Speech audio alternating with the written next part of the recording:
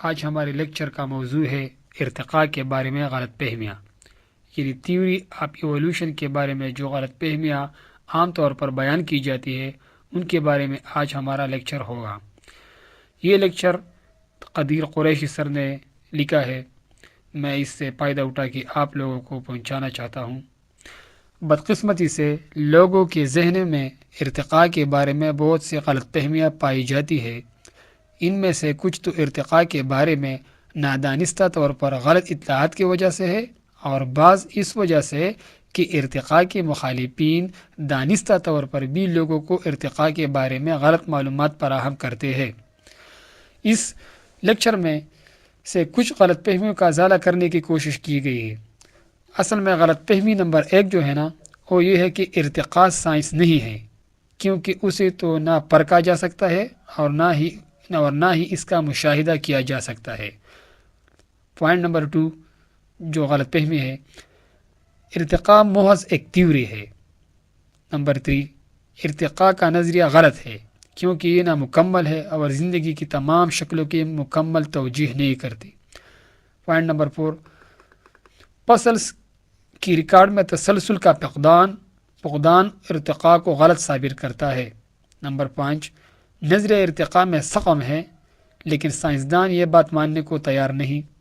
Number 6، نظریہ ارتقاء بحران کا شکار ہے اور معدوم ہو رہا ہے کیونکہ سائنسدان اب اس نظریے پر اعتماد نہیں کرتے۔ پوائنٹ نمبر 7، اکثر ماہرین حیاتیات نے ڈارونزم کو مسترد کر دیا ہے اور ڈارون کے نظریات سے اتفاق نہیں کرتے۔ پوائنٹ نمبر 8، اگر انسان کا ارتقاء بندروں سے ہوا ہے تو اب تک بندر کیوں ہے؟ وہ ارتقاء کر کے انسان کیوں نہیں بن گئی؟ پوائنٹ نمبر 9، پہلا انسان اگر ارتقاء سے بنا تو اس کو پہلی عورت کیسے ملی جس سے انسانوں کی نسل چلی؟ پوائنٹ نمبر 10، جانداروں کی اعضاء اتنا پیچیدہ ہے کہ وہ ارتقاء کے ذریعے بن ہی نہیں سکتے۔ پوائنٹ نمبر 11، اساتذہ کو ارتقاء کے مسئلے کے دونوں پہلو اجاگر کرنی چاہیے اور ارتقاء اور تخلیقیت کو ایک جیسا وقت دینا چاہیے تاکہ طلبہ خود فیصلہ کر سکے کہ کون سا نظریہ درست ہے۔ پوائنٹ نمبر 12، ارتقاء کا نظریہ زمین پر زندگی کے آغاز کے بارے میں ہے۔ پوائنٹ نمبر 13، ارتقاء کا نظریہ یہ کہتا ہے کہ زندگی بے ہنگم طور پر یا اتفاقی طور پر ارتقاء پذیر ہوئی۔ پوائنٹ نمبر 14، ارتقاء سے جانور ہمیشہ پہلے کی نسبت بہتر بنتے ہیں۔ پوائنٹ نمبر 15، ایک انفرادی جانور اپنی زندگی میں ارتقاء پذیر ہو سکتا ہے۔ پوائنٹ نمبر 16، ارتقاء ہمیشہ انتہائی سست رفتاری سے ہوتا ہے۔ پوائنٹ نمبر 17، بہت سے جانور کروڑوں سال سے ایک ہی حالت میں موجود ہے جو ارتقاء کو غلط ثابت کرتے ہیں۔ پوائنٹ نمبر 18، جینیاتی انحراف یعنی جینیٹک ڈرفٹ صرف کم آبادی میں ہی ممکن ہوتا ہے۔ پوائنٹ نمبر 19، انسان موجودہ دور میں ارتقاء پذیر نہیں ہو رہے۔ پوائنٹ نمبر 20، سپیشیز یعنی انواع قابل شناخت فطری وجود رکھتے ہیں جنہیں ہر شخص آسانی سے پہچان سکتا ہے۔ پوائنٹ نمبر 21، فطری چناؤ کی وجہ یہ ہے کہ انواع خود ماحول سے موافقت پیدا کرنا چاہتے ہیں۔ پوائنٹ نمبر 22، فطری چناؤ جانوروں کو ایسا بناتا ہے جیسا ان کے لیے بہتر ہو۔ پوائنٹ نمبر 23، انسان ماحولیاتی نظام پر منفی اثر نہیں ڈال سکتا کیونکہ جانور خود بخود نئے ماحول سے مطابقت پیدا کر لیتے ہیں۔ پوائنٹ نمبر 24، فطری چناؤ جانوروں کی بھلائی کے لیے کوشاں ہے۔ پوائنٹ نمبر 25، فطرت سے مطابقت وہ جانور رکھتے ہیں جو سب سے مضبوط، صحت مند، سب سے تیز یا سب سے بڑے ہوں۔ پوائنٹ نمبر 26، فطری چناؤ جانوروں کی آبادی سے صرف انہیں منتخب کرتی ہے جو ماحول سے سب سے زیادہ مطابقت رکھتے ہو۔ پوائنٹ نمبر 27، فطری چناؤ ایسے جانور پیدا کرتے ہیں جو مکمل طور پر اپنے ماحول سے مطابقت رکھتے ہیں۔ پوائنٹ نمبر 28، جانوروں کی تمام خاصیتیں ماحول سے مطابقت کی وجہ سے پیدا ہوتی ہے۔ پوائنٹ نمبر 29، ہر خاصیت ایک خاص جن کی وجہ سے ہوتی ہے۔ پوائنٹ نمبر 30، ہر جن کی صرف 2 مختلف صورتیں ہو سکتی ہے۔ یہ تمام نکات جو میں نے بیان کی 30 تک، اس پر اب میں سٹیپ بائی سٹیپ بحث کروں گا قدیر قریشی سر کی تحریر کی روشنی میں۔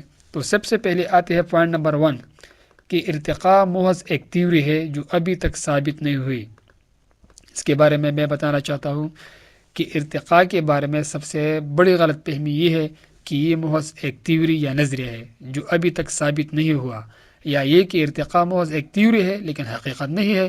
اس کی بڑی وجہ یہ ہے کہ لوگ سائنس میں لفظ تیوری کے معنی سے واقف نہیں ہے۔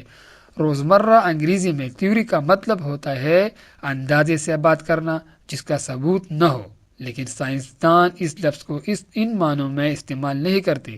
سائنس کا آغاز ہی حقائق کے مشاہدے سے ہوتا ہے۔ بہت سے حقائق اور مشاہدات کی روشنی میں سائنسدان ایک مفروضہ پیش کرتے ہیں، یعنی ایک ہائپوتھیسس پیش کرتے ہیں جو ان تمام مشاہدات کی توجیح کرے۔ اس مفروضے سے مزید پیشن گوئی کی جاتی ہے۔ سائنسی تیوری اس وقت بنتی ہے جب کسی مفروضے کی حمایت میں بہت سے مشاہدات ہو، اس مفروضے کی بنا پر کی گئی تمام پیشن گوئیاں صحیح ثابت ہو اور اس مفروضے کے خلاف ایک بھی مشاہدہ موجود نہ ہو۔ چنانچہ ایک تیوری بہت سے مشاہدات کو ایک منطقی توجیح کی لڑی میں پرو دے دیتی ہے۔ ارتقاء کی تیوری ان تمام شرائط کو پورا کرتی ہے اور حیاتیات کے تمام مشاہدات کی وسیع توجیحات پیش کرتی ہے۔ یہ بھی کہا جا سکتا ہے کہ ارتقاء ایک حقیقت بھی ہے اور ایک نظریہ بھی۔ ارتقاء کی حقیقت وہ تمام مشاہدات ہے جو پچھلی 200 سالوں سے پچھلی 200 سے زیادہ سالوں سے کی جا رہی ہے، جن میں پسلز، مختلف جانوروں کی جسمانی ساخت کا تقابلی جائزہ اور جینیات شامل ہے۔ ارتقاء کا نظریہ ان تمام حقائق کی توجیح کرتا ہے۔ ارتقاء کے علاوہ ایسی کوئی تیوری موجود نہیں ہے جو حیاتیات کے زمن میں کی گئی تمام مشاہدات کی ایک توجیح پیش کرے۔ یہ تو ہو گیا پوائنٹ نمبر 1۔ اب میں پوائنٹ نمبر 2 کی طرف آتا ہوں۔ پوائنٹ نمبر 2 کیا تھا؟ ارتقاء کا نظریہ غلط ہے کیونکہ یہ نامکمل ہے اور زندگی کی تمام شکلوں کی مکمل توجیح نہیں کرتا۔ اب میں اس پر بحث کرنا چاہتا ہوں۔ یہ غلط فہمی بھی سائنس کی نظریات کے بارے میں کم علمی کی وجہ سے پیدا ہوتی ہے۔ نظریہ ارتقاء کی طرح سائنس کی دوسری نظریات بھی وقت کے ساتھ ساتھ ترقی کرتے رہتے ہیں۔ جیسے نئے مشاہدات ہوتے ہیں اور نئی دریافتیں ہوتی ہیں، کائنات کے بارے میں ہمارے سمجھ میں اضافہ ہوتا ہے، نئی مشاہدات کی روشنی میں سائنسی نظریات میں ترمیم کی جاتی ہے، ہمیں کائنات کے ہر شے کے بارے میں مکمل علم نہیں ہے۔ اس طرح ارتقاء کے حوالے سے بھی ہمیں ہر شے کا مکمل علم نہیں ہے۔ زمین پر زندگی کی تاریخ کے بارے میں البتہ ہمیں بہت کچھ معلوم ہے۔ ہم جانتے ہیں کہ جانوروں کی نسلیں وقت کے ساتھ ساتھ کس طرح بدلتی ہے اور ان تبدیلی کے محرکات کیا ہے۔ مستقبل میں اس بارے میں ہمارے علم میں مزید اضافہ ہوگا۔ اگرچہ ارتقاء کا نظریہ زندگی کے بارے میں ہر ممکن چیز کا احاطہ نہیں کرتا، لیکن اس نظریے کی مدد سے زندگی کے بارے میں بہت سے گتھیاں سلجھائی جا چکی ہیں۔ مثلا بیکٹیریا میں اینٹی بایوٹک کے خلاف مزاحمت، پولو اور انہیں پولینیٹ کرنے والے حشرات کے درمیان مطابقت وغیرہ۔ ہزاروں تجربات میں ارتقاء کا نظریہ درست ثابت ہوا ہے اور آج تک اسے غلط ثابت نہیں کیا جا سکا۔ اب میں پوائنٹ نمبر 3 کی طرف آتا ہوں۔ پوائنٹ نمبر 3 کیا تھا؟ پسلز کی ریکارڈ میں تسلسل کا فقدان ارتقاء کو غلط ثابت کرتا ہے۔ اگرچہ یہ درست ہے کہ پسل میں تسلسل نہیں پایا جاتا اور ان کی تاریخ شگاف گیپس پائے جاتے ہیں، لیکن پچھلی 30-40 سال میں بہت سے فسلز ملے ہیں جن سے ان میں سے کئی گیپس پر ہو چکے ہیں۔ لہٰذا اس امر کو ارتقاء کے نظریہ کی تردید کے لیے استعمال ہی نہیں کیا جا سکتا۔ اسے اس طرح سمجھے کہ اگر کسی ساحل پر آپ کو پاؤں کے کچھ نشانات ملے تو آپ نہ صرف یہ نتیجہ نکال سکتے ہیں کہ کوئی شخص یہاں سے گزرا ہے، بلکہ یہ بھی اندازہ لگا سکتے ہو کہ وہ شخص کس سمت میں گیا ہے۔ اس کے لیے ضروری نہیں کہ آپ کو اس شخص کے قدموں کا ہر نشان میسر ہو۔ اگر کوئی شخص یہ اصرار کرے کہ جب تک آپ کو قدموں کے تمام نشان میسر نہ ہو تب تک آپ کوئی نتیجہ نہیں نکال سکتے، تو آپ اس شخص کی ذہانت پر یقیناً شک کریں گے۔ یہ ذہن میں رکھیے کہ سائنس میں نظریات کو پیش گویا کرنے کے لیے استعمال کیا جاتا ہے، اور یہ پیش گویا غلط ثابت ہو تو نظریات میں ترمیم کی ضرورت پیش آتی ہے۔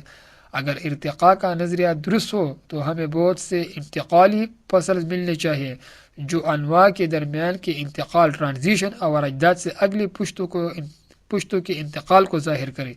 ارتقاء کے ایسے پیشن گوئی ہزاروں دفعہ ثابت ہو چکے ہیں اور ہزاروں انتقالی پسل دریافت کی جا چکے ہیں۔ دیکھنے میں آتا ہے کہ ہر روز نئے پسل دریافت ہوتے ہیں۔ اس کی ایک مثال ٹک ٹاک ہے جو کہ مچھلی اور ایمپیبین جو کہ پانی اور خشکی دونوں میں رہ سکتے ہیں، مگر مگرمچھ मेंढक वगैरह के दरमियान की कड़ी है। साइंसदानों ने न सिर्फ ये पेशन गोई की है कि इस किस्म के जानवर का फसल मौजूद होना चाहिए, बल्कि इसकी जिस्मानी साख की भी पेशन गोई की और ये भी बताया कि ये फसल किस किस्म के फॉर्मेशन यानी ज़मीन के परतों के साथ में पाया जाना चाहिए। इस पेशन गोई की बिना पर साइंसदानों ने कनाडा में एक फॉर्मेशन की खुदाई और वहाँ पेशगोई की एन मुताबिक टकटाल नामी जानवर की फसल मिली। हर मरने वाले जानवर का जिस्म पसल्स में तब्दील नहीं होता। पसल्स बनने के लिए ज़रूरी होता है कि जानवर मरने के फ़ौरन बाद मिट्टी में दब जाए ताकि इसका जिस्म और हड्डियाँ महफूज रहे। ताहम फितरत में ऐसा बहुत कम होता है कि कोई जानवर मरे और खूनख्वार जानवर उसे फ़ौरन ही न खा जाए। जो लाशें बच रही वो मुर्दार खोर जानवर छट कर खा जाते हैं और जो इनसे भी बच रहे उन्हें बैक्टीरिया नेस व नाबूद कर देते हैं। ऐसे में किसी जानवर की लाश बच रहना शाज़ नादिर ही होता है।